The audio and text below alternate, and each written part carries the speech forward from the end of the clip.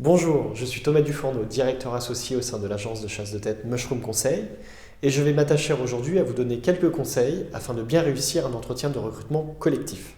De nombreuses entreprises ont recours à cette méthode afin de répondre à d'importants volumes de besoins en recrutement, mais également gagner du temps face à l'entretien individuel classique.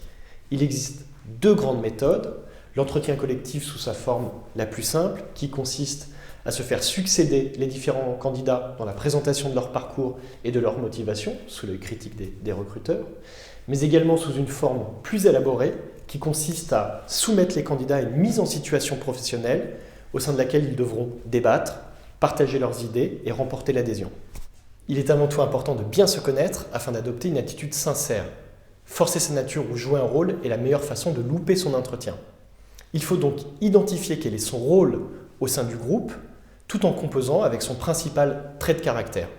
Bien identifier les personnalités de chaque candidat, dominant, silencieux, opportuniste, est un atout indéniable afin de savoir auprès de qui rebondir, relancer ou recentrer le débat.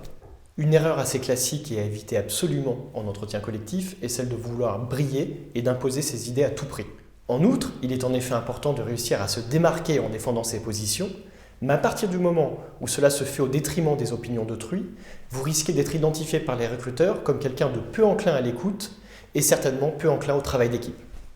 L'important est donc de réussir à structurer son argumentation afin de convaincre les autres membres du groupe. Si la forme reste importante, c'est à travers le fond de vos arguments que vous réussirez réellement à convaincre les recruteurs et à remporter l'adhésion.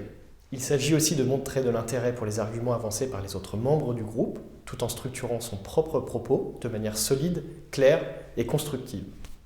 L'idée est aussi de ne pas se laisser impressionner par les autres membres du groupe et face à des personnalités fortes et affirmées, tout en restant calme et cohérent sur sa propre ligne directrice. Enfin, faites preuve d'humilité en reconnaissant les critiques constructives de vos camarades et démontrez ainsi votre capacité à vous remettre en question. Pour finir, votre capacité à faire preuve d'un esprit de synthèse sera un élément déterminant aux yeux des recruteurs. Ainsi, n'hésitez pas à reprendre les arguments des différents candidats pour en faire ressortir un axe fort, autour duquel vous pourrez remporter l'adhésion tout en laissant le débat ouvert. En conclusion, n'oubliez pas que vous n'êtes pas là pour éliminer les autres, mais au contraire, vous faire remarquer pour votre capacité à faire se sublimer l'intelligence collective.